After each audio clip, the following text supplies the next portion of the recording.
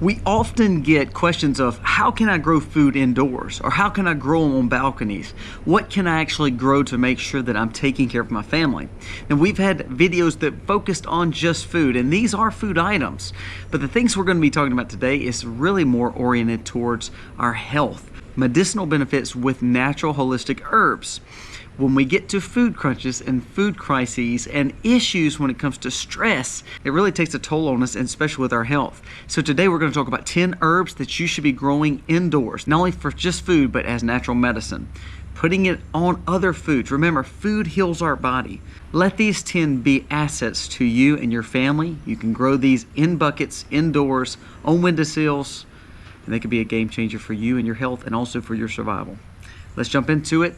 This video is going to be a good one. It starts right now.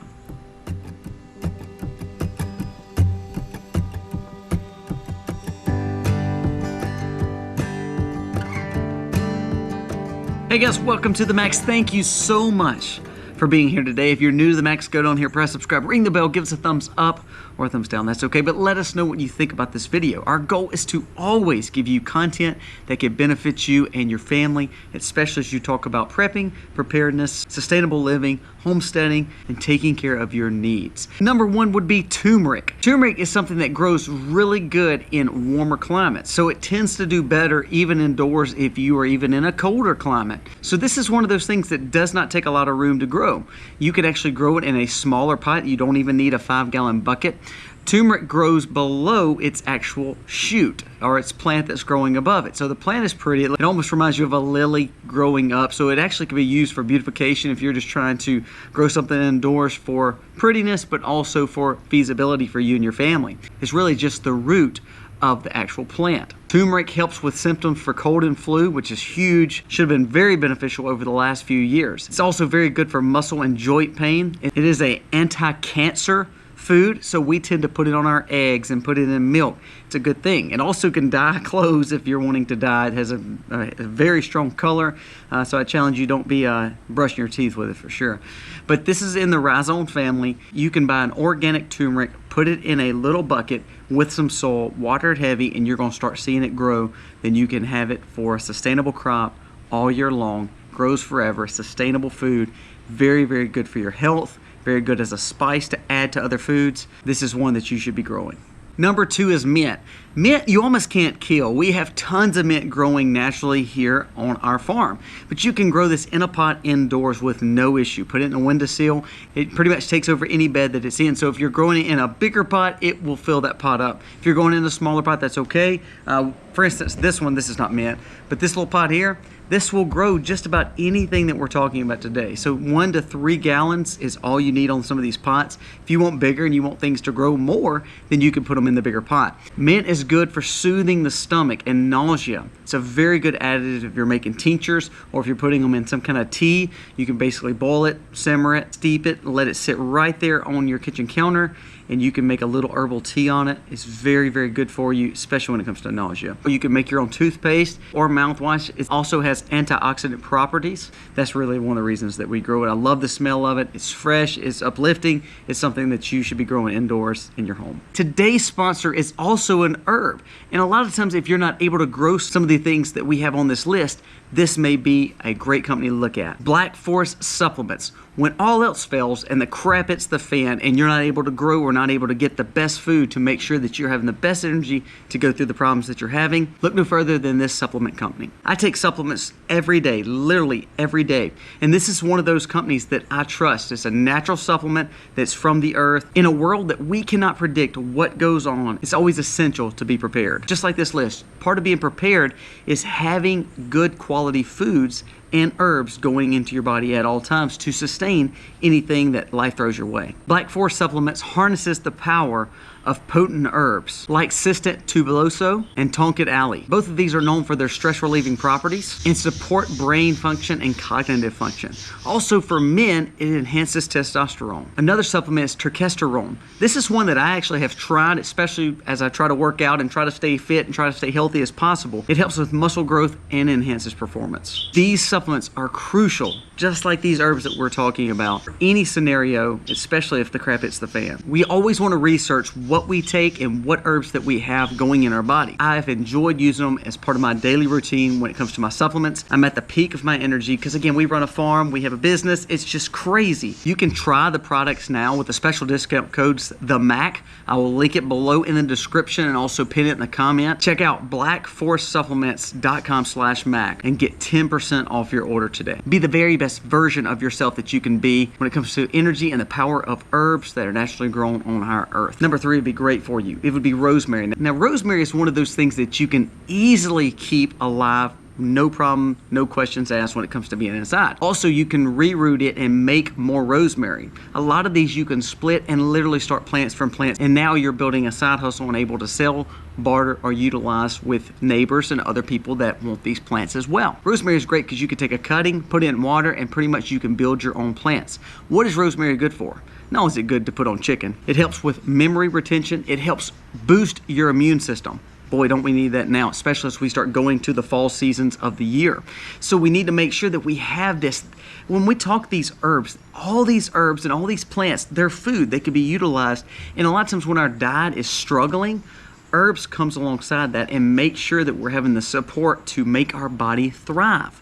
A lot of times if I'm on a special diet like the carnivore diet, or if I'm doing a keto diet, when we add these things in, these herbs can supplement any diet to make sure that we're getting all the necessities that we need to be the very best of ourselves. Rosemary also is an anti-inflammatory and antibacterial. If you have rosemary and you're able to make it into some kind of oil, it can help with minor wounds and skin irritations. Rosemary is a fun grow, it's easy to grow, and you can make several plants off plants by just making cuttings. You need to be planting this today. Number 4 is probably one of my favorite things to go out and see. Now you can grow this indoors or you can grow this in a windowsill. I love growing it to where it can have outdoor access because of my pollinators. This is Echinacea root, coneflower. Now we say it a little bit different, so we call it an Echinacea plant. But most people call it a coneflower because they can't say Echinacea. And there's a lot of times people have different pronunciations of this plant. But here in the South, it's called Echinacea. Echinacea is very good for cold and flu symptoms. We mix this up with our elderberry tincture or elderberry syrups. It is a game changer when you're able to use the flower, again, for pollinators, but you're able to use the leaves and even the roots. This is an easy grow. It can grow in sun or in partial sun. Both very easy to grow indoors. It doesn't need to be in well-drained soil, but that's really good when it comes to potting soil because it drains pretty well, and you've probably bought good quality soil to grow this in. Look at recipes when it comes to teas or syrups like we were talking about. It's one of our staples that we have planted. I love seeing the beautiful flowers that it makes. That's one of my favorite things to go out and look at, see the bees on. But again, remember, you can have this indoors. I think flowers and plants indoors can really uplift us, especially in a hard time. So check out Echinacea. This would be a great one to grow and really has a lot of value to it. Number 5 is probably one of my most favorite fragrant herbs that you can grow. It's a food source that we utilize when it comes to our meats and preservation. It's sage. Sage is full of vitamins, and we utilize this in just about every meat that we personally process or cure on farm. Vitamins A, K, and C. It also is full of zinc, magnesium, and copper. All things that our bodies need to thrive, especially if you're only eating rice, or especially if you're only eating corn, or especially if you have a very unique diet because of a situation that you've been put in a very precarious way. This is the kind of herbs in the food that you need to be adding to the food, and now you're making a whole balanced, nutrient-dense meal. Sage is easy to grow, it's beautiful, it's very aromatic, and we enjoy growing this. This is another one that you can easily propagate or make cuttings out of and pretty much be able to sell some of these too right there to your neighbor. Sage is a good one to have. Number 6 would be chamomile. Now, I love growing chamomile. Misty grows it out here. See these beautiful white flowers with this little yellow dot in the middle. It reminds you of this little weed that you would see in these beautiful fields growing. But there's a lot of value to chamomile. We make teas out of it. It reminds you of a soothing or calming herb. If you make an herbal tea out of chamomile, some of the benefits are treatments for ulcers, muscle spasms, minor wounds, even down to muscle pain and dry skin. Chamomile can be used in any kind of lotion or lathering or simply into the tea. When we harvest, we're using it mostly for teas, but we keep it dry. We'll put it in a dehydrator, and so therefore we have the chamomile that we're wanting. A very good herb to have, especially one that you can grow indoors in a very, very small pot. Number 7 is oregano. Now, I'm not talking about just for your garlic bread or your spaghetti, but oregano is a big game changer when it comes to a food or health or a good herb to have. Oregano is excellent for bone health. Say you're getting seasoned and getting elder. Oregano would be great to add in your diet. It helps with your calcium levels and iron levels. And oregano is a very easy herb to grow. We grow ours indoors in a greenhouse. You can grow it right in your window, in any home, on a balcony. A very easy herb to grow. Number 8 is pepper. Now in my case, I would look towards a strong heated red pepper such as a cayenne.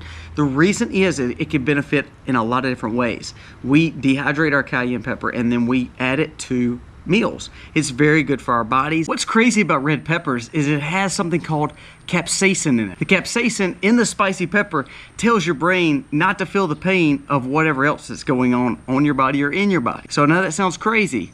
It does burn. It is going to be hot. But to be honest with you, it can be good, especially if you're trying to relieve pain in another situation. So it's almost like a natural pain reliever. Also, we use red pepper flakes in our gardens and around other crops to help keep pests away, such as squirrels and things like that. So maybe you want to use it as companion planting. Maybe you can utilize it with drying it and putting it on food. But this would be something that would be great to grow in your home. Number 9 would be comfrey. Now, comfrey is not something that you personally would ingest. I'm not saying you can't, but what we use comfrey for is it is easily compostable. You can utilize this to feed other plants. Read about comfrey and making compost out of it. It's a game changer. Also, comfrey can be used as a poultice or to relieve arthritis or bruising on the skin. So you can look into that. It's more externally used and also beneficial in a supplement form with other plants. But we grow a lot of comfrey for mostly making natural fertilizers, like a fertilizer tea or manure tea. And we also use this in compost. Sometimes you grow this for your health. Other times you grow to supplement something else that's already growing. Comfrey would be a good one, just like red pepper flake. Not like the other herbs that we're talking about, but both very beneficial. Last one on the list is number 10. This is one that we just started growing. We bought as a plant from Azure Standard and pretty much have grown it and expanded it, and now we've got several growing. But it is Feverfew, just like it says, Feverfew. It almost looks like chamomile. It's kind of white with a little yellow middle in it, like a little daisy. But this is something really good for anyone who is going through joint pain, toothaches, migraines, or arthritis. It's very good for joint pain. You can make a tea out of it and simmer it down, or simply dehydrate it for later use. It is a perennial, so it's going to keep on growing. You can keep on cutting off of it, and it will keep on multiplying and growing. So all these things that we've talked about, none of these are just going to be there and just die, other than things like peppers. But you can learn how to harvest peppers, keep the seed, and then you can plant them again. We're talking sustainable crops, and we want to make sure that we're doing all we can to take care of our family by adding these supplements, these nutrients, and these food items to your diet on a daily or weekly basis. This list of 10 is only just a few. There's so many different herbs, food groups that can benefit your health. These are just 10 that I think you need to look at. Now remember, we have a supplement company that is sponsoring this video. Go check their supplements out, Black Forest Supplements. You get a 10% off discount by using the name The Max or The Mac. Make sure that you check them out.